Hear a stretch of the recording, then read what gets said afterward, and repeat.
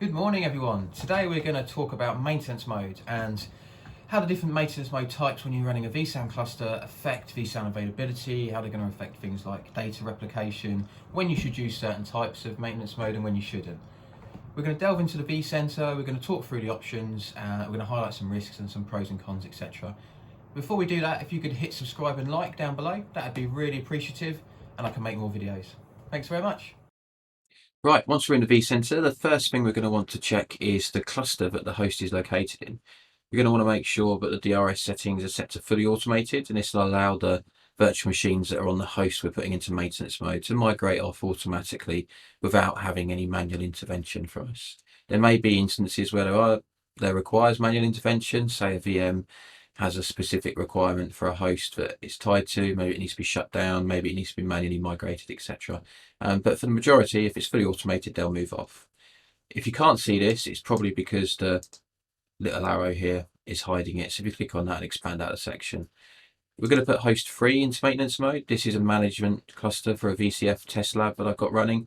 There's some stuff powered off just to make it more easy to use. But we'll just check, see what's on this host before we put it into maintenance mode, and we've got 2 VMs located. So if we go to put this host in the maintenance mode, right click, go to maintenance mode, go to enter, we'll be presented with a maintenance mode option menu that gives us 3 options in a drop down for our vSAN data. First option on the bottom is no data migration. This option we would use if we were powering down the cluster. Normally we would use this option for things like relocation, maintenance tasks that require the data center to be shut down, so aircon, power, etc. Or if the host is never coming back and needs to be exited out of the environment quickly, no data migration is a good thing to use. As it insinuates, there's no data that's left. The host just stops taking part in the vSAN cluster, stops updating its objects and its components, and nothing really happens to it. In Ensure Accessibility, this is the default option, which is used by the VCF automation for lifecycle and also by Update Manager when it enters host into maintenance mode. This option means that while the host is in maintenance mode but is still online, the objects and components will be updated on that host to make sure that the vSAN storage policy is compliant for those objects and components.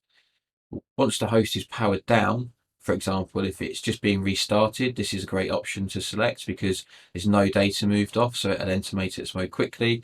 A reboot takes normally a number of minutes. Some hosts it can take 10-15 minutes, but normally it's minutes. So it's a quick way to be able to do something very simple.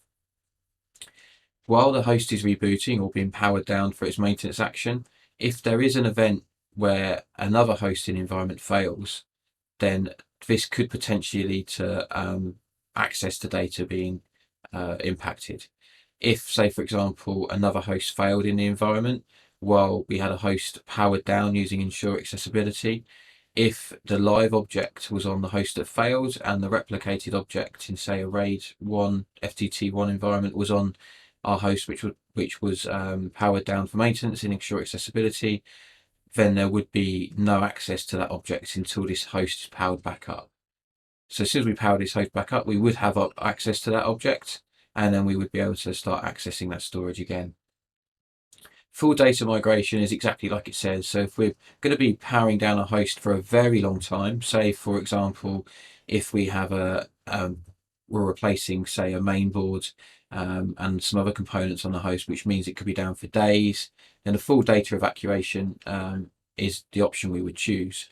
Now this would migrate all of the objects off that host and distribute them and their components across other hosts in the environment to make sure that we follow the vSAN policy. It does take a long time to put a host in maintenance mode using this option because the evacuation is treated as a resync, which is low priority on the vSAN task list. So anything that's in flight for active I/O would take preference over this. So it's very difficult in change windows to give a time estimation for this. If we choose Ensure Accessibility, we can then go to our pre-check option down here. Now this will take us to this host and it will allow us to run some simulations to see what's going to be impacted by the various modes that we're going to select. So if we select Ensure Accessibility, we run our pre-check. We'll ignore my error message because it's not valid. Task is going to run, it's going to complete. Excellent. Now what it's telling us here is that if we enter into this maintenance mode, these objects components are going to be on the host while it's running and ensure accessibility. So we've got 61 objects that could be non-compliant. Now what we mean by that is if, like I said on the previous screen, if this host, while this host is rebooting, there will be, or while it's powered down, there will be no replica for these components or witness component for these components based on the FTT1 RAID 1 policy that we have selected. If we look at the capacity option, it'll tell us what capacity we're going to lose. So we're going to lose the capacity of this host, and then it will tell us what capacity changes we're going to have in other environments. Because we're not migrating any data, there's no change being made to these other hosts in the cluster. If we look at predicted health, it tells us that there's going to be some objects, 61 objects with reduced availability, which is what we'll see in the vSAN health check. We're not going to lose any disk space. We're not going to have any disk space alarms. We're only going to be using 18% because we're not migrating any data. And component objects are still going to be the same because we're not increasing or decreasing any. We choose a different option, like full data migration. We run our pre-check again. We should now see it will tell us that we're still going to have everything compliant because we're moving stuff, so we won't see any object compliance errors or warnings. But what we will see if we go in here is we'll see a change in the capacity that's being used in the environment.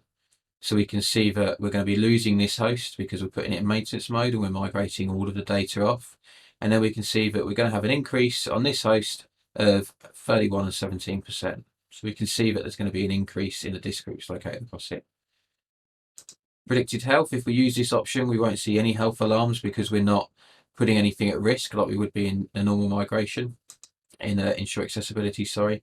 And if we go to no data migration and run a pre-check, we'll get similar results to what we did with ensure accessibility. So we should see it will display some components at risks. Yep, 61, same as we had before.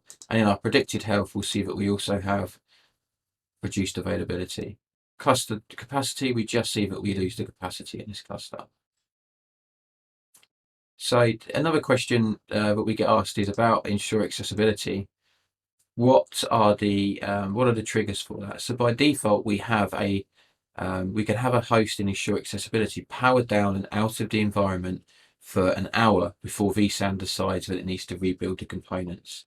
So because, like we detailed, while that host is down, there is no replica to protect the components or objects that are located on that host.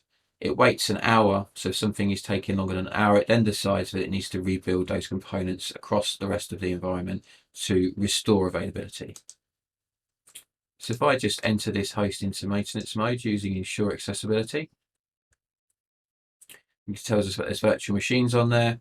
We should see the action to start to migrate those VMs using storage vMotion. Yeah, we can see that happening now. And then we'll see the host enter maintenance mode. Shouldn't take too long to migrate these virtual machines. They are running, but we'll just see if they, God, it looks like they're speeding up a little bit. I won't have to pause the recording, which is good.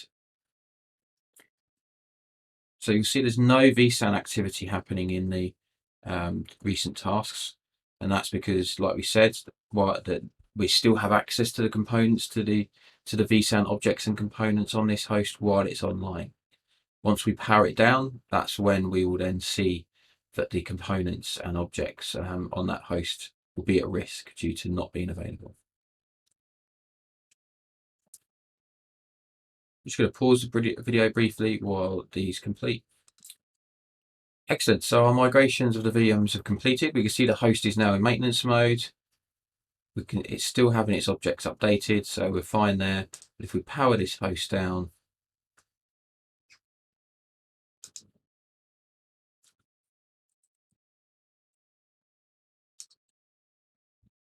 we will then see that vSAN will start to say that there are some compliance challenges with the objects on that host.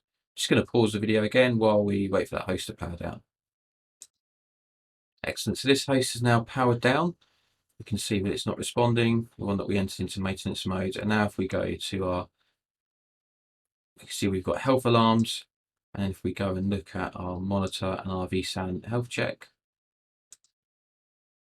we should see that we've got some object health alerts, exactly like we said we would see 61 in the event. So if we had another host in this environment fail now, where the active components for these objects were located, we would then lose access to that object or those components until we've brought up the host we've just put into maintenance mode. Now, like I touched on earlier, if this host is down for a long time, say if it's down, we think it's going to be down for 10-15 minutes while we just replace some disks. If something happens and it's down for longer than 60 minutes, then we will see that the objects will start to be rebuilt across the cluster to make sure that we can remove this object health alarm and restore object health based on the policy we've got configured. We can delay that timer, and we often see customers do this for a number of reasons. Often if they've got terabytes and terabytes of data, that they're okay with sacrificing availability for a slightly longer period, rather than suffer the performance degradation while they do replication and resyncs of that data. So if we go to our cluster at the top, we go to our configure, we go down to our vSAN services, we can see what's enabled here for dedupe compression, encryption, etc. But in our advanced options, we can see that we've got object repair timer. Now this is what we were talking about, 60 minutes of this host being non-responsive. Once after that timer passes, we'll then see that the objects and components that are located on that host will be rebuilt across the rest of the environment. If we go to edit, we can then change this. And we see a lot of customers change it to 120, which gives them 2 hours. That's a very common option.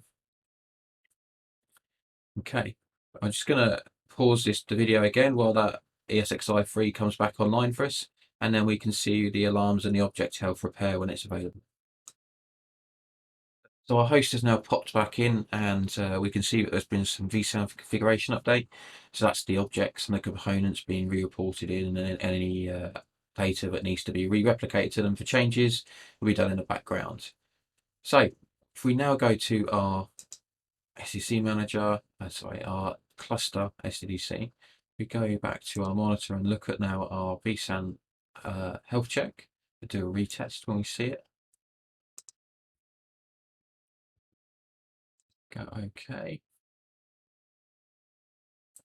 We should see now that the health check will look a lot better.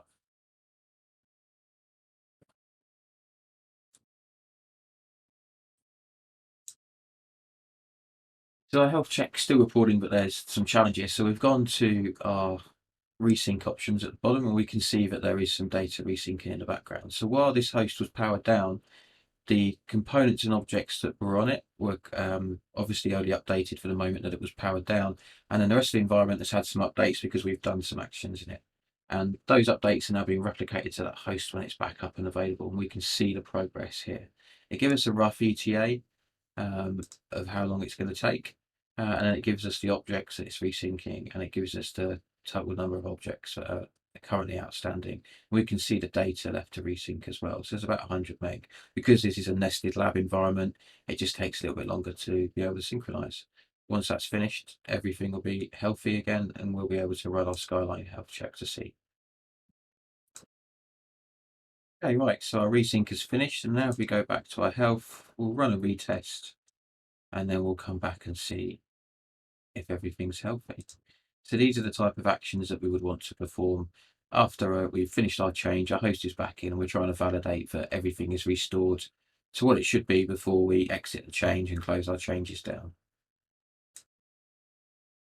Excellent, so our retests have completed, and we can now see that we've got good health apart from our just normal errors that we have in the environment, due to it being a test environment highlighted here. So we have all our objects all good, and we can see that everything's green or amber. That's it for today's video. Thanks very much for watching. Hit subscribe and like, and I'll see you in the next. Thank you.